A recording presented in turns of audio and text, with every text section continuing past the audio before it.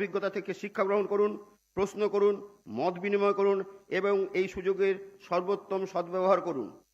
এখানে অর্জিত জ্ঞান অভিজ্ঞতা আগামী 5 বছরে আপনাদের আইন প্রণয়ন ও জনসেবার কাজে গুরুত্বপূর্ণ ভূমিকা পালন করবে। পরিশেষে লোকসভা সচিবালয়, parliamentary research and training institute for democracies pride, উপস্থিত সকল বিশেষজ্ঞ, বক্তা, আধিকারিক এবং এই কর্মসূচির সঙ্গে যুক্ত প্রত্যেককে আমার আন্তরিক কৃতজ্ঞতা ও প্রণাম জানাই। আমি এই 2 দিন ওরিয়েন্টেশন কর্মসূচির সর্বাঙ্গীন সাফল্য কামনা করছি।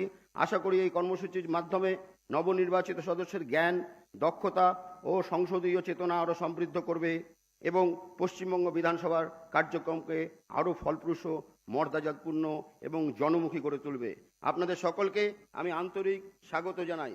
বন্দে মাতরম, ভারত মাতা কি জয়।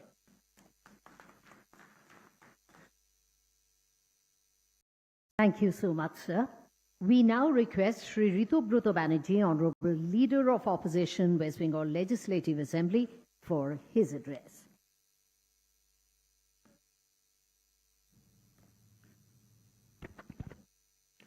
Honorable Speaker of the Lok Sabha, Shri Om Birla, seated on the dais. Honorable Shri Harivanshji, Deputy Chairman Rajya Sabha, is with us. Shri Kiran Rijiju, Honorable Union Minister for Parliamentary Affairs and Minority Affairs. Shri Shubhendu Adhikari, Honorable Chief Minister, Government of West Bengal. We have with us Honorable Speaker of West Bengal Legislative Assembly, Shri Rothindra Bose. Shri Umesh Rai, Minister of State for Parliamentary Affairs, is with us.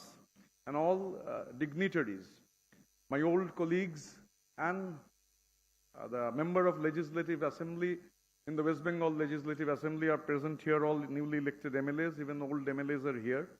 Now, I will heartily congratulate our Honorable Speaker and thank him, the Bengal Assembly Speaker, because such an orientation program was need of the hour. And I will also take the opportunity to thank the Honorable Speaker of Lok Sabha for organizing this, because Lok Sabha Secretariat, along with Parliamentary Research and Training Institute for Democratic Rights, PRIDE, they have organized this program. Now, as far as Bengal is concerned, our Legislative Assembly is concerned, the history of the West Bengal Legislative Assembly began way back on January 18, 1862, when the Bengal Legislative Council was established under the Indian Councils Act 1861. Its transition through various acts before becoming the 250-seat lower chamber under the Government of India Act 1935, following independence and the partition of Bengal in 1947, the modern structure of assembly was established. এখন এখানে যারা উপস্থিত রয়েছেন, আমি এই ধরনের যে কর্মসূচি লোকসভার সাহায্যে, লোকসভার মাননীয় স্পিকারের সাহায্যে আমাদের মাননীয় স্পিকার গ্রহণ করেছেন, সেই কর্মসূচিকে আমি সর্বাঙ্গীনভাবে ধন্যবাদ জানাই, কারণ এই ধরনের কর্মসূচি খুব প্রয়োজনীয়।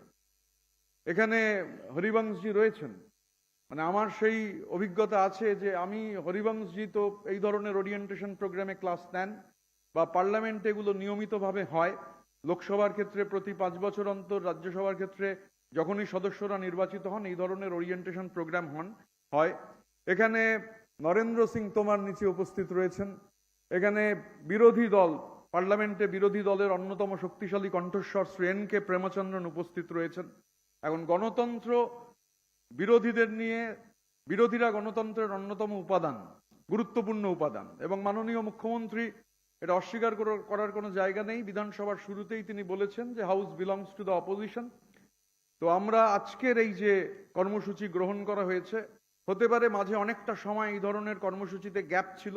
এই ওরিয়েন্টেশন প্রোগ্রাম না হলে নতুন যারা বিধায়ক হিসেবে এসেছেন, আমরা পার্লামেন্টের ক্ষেত্রেও দেখেছি এই ধরনের কর্মসূচি যারা নতুন নির্বাচিত হয়ে যান, এই ধরনের কর্মসূচি তাদের ভীষণভাবে সাহায্য করে। এবং যে কর্মসূচিটা আজকে নেওয়া হচ্ছে, আজকে এবং কালকে এমন ধরনের ক্লাস, এবং যারা নেবেন এই অভিজ্ঞ ব্যক্তিবর্গ যারা এখানে, প্রত্যেককে আমন্ত্রণ জানানো হয়েছে। আমরা সবাই তাদের কাছে কৃতজ্ঞ, তারা সেই আমন্ত্রণ গ্রহণ করেছেন এবং তারা এই ক্লাসগুলো নেবেন। এবং আমরা যারা এই ক্লাসগুলোতে অংশগ্রহণ করব, নিশ্চিতভাবে এই ক্লাসগুলোর দ্বারা উপকৃত হব। কেননা বিধানসভার অভ্যন্তরে, আইনসভার অভ্যন্তরে কিভাবে ভূমিকা পালন করা উচিত, দায়িত্বশীল বিরোধী হিসাবে আমরা কতটা ভালোভাবে ভূমিকা পালন করতে পারবো, সেগুলো আমরা যারা বিরোধীরা রয়েছি তাদের পক্ষেও এই ধরনের কর্মসূচি খুব জরুরি। একটা লম্বা সময় বাদে এই ধরনের কর্মসূচি হচ্ছে। এই ধরনের কর্মসূচিতে ছেদ পড়া উচিত নয়। রাজনীতি যাই হতে পারে, রাজনৈতিক মতবিরোধ সেটা খুব স্বাভাবিক, রাজনৈতিক মতান্তর হচ্ছে খুব স্বাভাবিক, কিন্তু গণতন্ত্রের মূল কথা হচ্ছে যে রাজনৈতিক মতান্তর কখনোই যেন মনান্তরে পরিণত না হয়। 100 বার রাজনৈতিক মতান্তর থাকবে, রাজনীতি, আমি আমার রাজনীতির কথা বলবো, আপনি আপনার রাজনীতির কথা বলবেন, রাজনৈতিক বিরোধ হবে, কিন্তু রাজনৈতিক মতান্তর মনান্তরে পরিণত হলে তা গণতন্ত্রের পক্ষে সুখকর নয়, সেটা গণতন্ত্রের পক্ষে কাম্য নয়। এবং বিশেষ করে আমাদের যে বিধানসভা, এই বিধানসভার যে ইতিহাস, আমাদের দেশে এত পুরনো এই লেজিসলেটিভ কাউন্সিল কোথাও নেই, এত পুরনো লেজিসলেটিভ সিস্টেম কোথাও নেই, এবং মডার্ন যে বিধানসভার 100 বছর, ফেব্রুয়ারি মাসের 9 তারিখ 2031 সালে আমাদের যে আধুনিক আমাদের যে বিল্ডিং, যেখানে আমাদের বিধানসভা, সেই বিধানসভার 100 বছর উদযাপিত হবে। এটা আমাদের দেশের সবথেকে পুরনো বিধানসভা। তো সেই বিধানসভার মর্যাদা, সেই বিধানসভার অভ্যন্তরে যে ধরনের আলাপ আলোচনা হবে, যে ধরনের বিতর্ক হবে, সেই বিতর্কের মান, সেই মান যত উন্নত হবে, আমরা সবাই যারা বিধানসভার সদস্য সেই মানকে যতটা উন্নত করতে পারবো, নিশ্চিতভাবে এই মানোন্নয়ন, সেই মানোন্নয়নে আমাদের ভূমিকা থাকবে। এবং এই কর্মসূচি, আমি আবারও মাননীয় স্পিকার রথীন্দ্র বোসকে অসংখ্য ধন্যবাদ জানাই, কৃতজ্ঞতা জানাই, কারণ এই ধরনের কর্মসূচি এই আকারে কখনো হয়নি, এই রকম ভাবে, এই ব্যাপ্তিতে, এইভাবে এই কর্মসূচি যেহেতু কখনো হয়নি, আমরা বিশ্বাস করি যে আমরা সবাই এই কর্মসূচির থেকে লাভবান হব, এই কর্মসূচির সুফল পাব। আমি আমার কথা না বাড়িয়ে শুধু শেষে যে কথাটা বলতে চাই যে এটাই আমাদের গণতন্ত্রের মূল ভিত্তি। আমাদের গণতন্ত্র, আমাদের যে সভ্যতা, হাজার হাজার বছরের পুরনো সভ্যতা, পৃথিবীর একমাত্র চলমান সভ্যতা, সেই সভ্যতা, সেই ষোড়শ মহাজনপদের আমলেও, যখন আমাদের দেশে ষোড়শ মহাজনপদ ছিল, তখনও দুটো জায়গায় সেখানে গণতান্ত্রিক ব্যবস্থায় মানুষ তাদের শাসক নির্বাচিত করতেন। আমাদের গণতন্ত্র এতটাই গভীরে প্রথিত, এবং গণতন্ত্রের বিরুদ্ধে যে কোনো ধরনের আক্রমণ আমাদের দেশে যখন হয়েছে, স্বাধীনতার আগে বা স্বাধীনতা পরবর্তী সময়, গণতন্ত্রের ওপর যে কোনো ধরনের আক্রমণকে আলটিমেটলি মানুষ প্রতিহত করেছেন। গণতন্ত্রের ওপর আক্রমণ মানুষ সহ্য করেন না। আধিপত্যবাদ, ফ্যাসিবাদ কখনোই হচ্ছে গণতন্ত্রের বিরুদ্ধে মাথা তুলতে পারে না। শেষ পর্যন্ত আমাদের গণতন্ত্রের এটাই সৌন্দর্য যে গণতন্ত্র আধিপত্যবাদকে, ফ্যাসিবাদকে, পরিবারবাদকে, ব্যক্তিবাদকে পরাজিত করে, এবং খুব নির্ণায়কভাবে পরাজিত করে।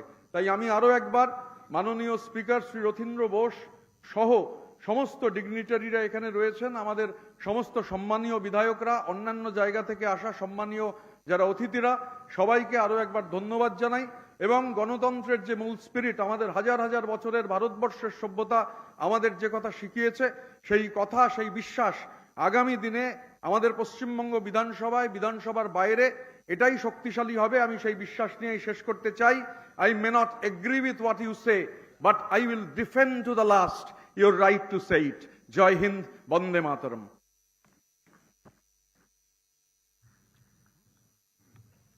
সকলের অনুমতি নিয়ে একটি ছোট্ট কথা আমাকে জানাতে বলা হয়েছে। আপনারা সকলে হেডসেট একটা তো পাচ্ছেনই, তার সঙ্গে একটা রিমোট আছে, রিমোটের উপরে দেখবেন একটা সিলভার বাটন আছে। সেই সিলভার বাটনটা যদি বেশ কিছুক্ষণ ধরে প্রেস করেন, মানে যাকে বলে লং প্রেস, তাহলে কিন্তু ওটা অন হয়ে যাবে। এটা যদি সকলে একটু দেখে নেন যে অন হলো কিনা, আর না হলে অবশ্যই আমাদের জানাবেন, আমরা সাহায্য করব। अब हम माननीय उपसभापति राज्यसभा श्री हरिवंश जी से संबोधन के लिए निवेदन करते हैं।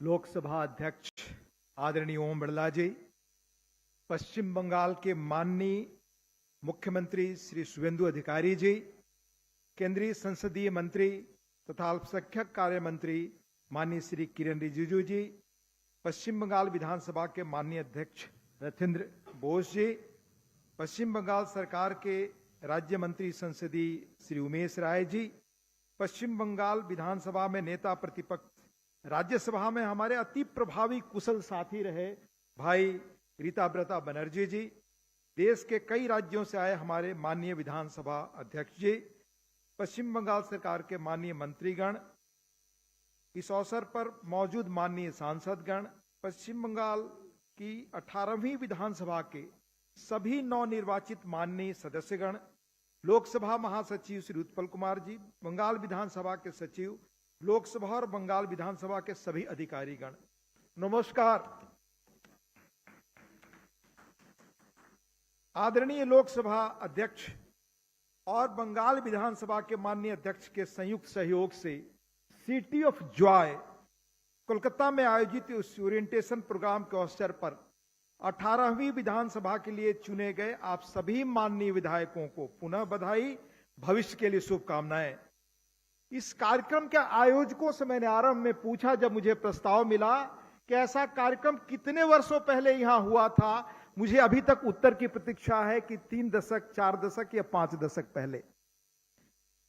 बंगाल पुनर्जागरण की भूमि, महान संत रामकृष्ण की साधना, तप और आस्था से जो लौ आभा निकली, उसके सबसे तेज पुंज हुए स्वामी विवेकानंद। उनके ही तप संकल्प कर्मियों की साधना प्रेरणा से जो धारा निकली, उसका प्रस्फुटन था बंगाल की इस धरती पर बहिर्मुखी चेतना का प्रस्फुटन। आध्यात्मिक तेज के रूप में हजारों वर्षों की गुलामी के मानस से निकल जाने की बेचैनी के रूप में क्रांतिकारी चेतना का प्रस्फुटन इसी बंगाल से हुआ।